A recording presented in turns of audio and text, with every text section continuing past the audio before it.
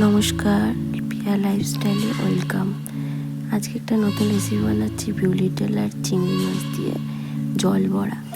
তারপর করতে হবে শিলে বিউলির ডাল আর চিংড়ি মাছটা ভালো করে বেটে নেব। দেখো, চিংড়ি মাছ আর বিউলির ডাল দিয়ে ভালো করে বেটে নিচ্ছি। চিংড়ি মাছটা ফসকে গেছে, বাটা হয়নি। তারপর কড়াইতে জল বসিয়ে নেবে আর ব্যাটারের মধ্যে নুন মাখিয়ে জলটা ফুটে গেলে বড়ার আকারে করে দিয়ে দেবে। কড়াইতে তেল দেবে একটু বেশি করে, একে একে বড়াগুলো ভেজে নিলাম। বড়া ভাজা হয়ে গেলে শিলের মধ্যে সর্ষে,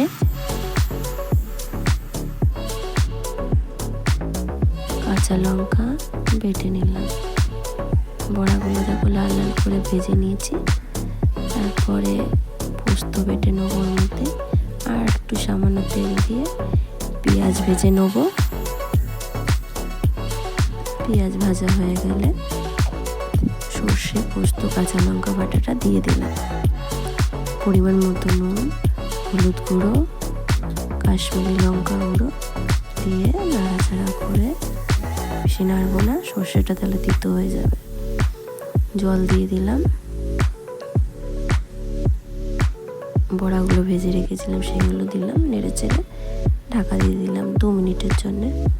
দেখো, আমার জল বড়া রেসিপিটা একদম রেডি। চিনি দিয়ে দিলাম সামান্য, আর নামাবার সময় কাঁচা সর্ষের তেল।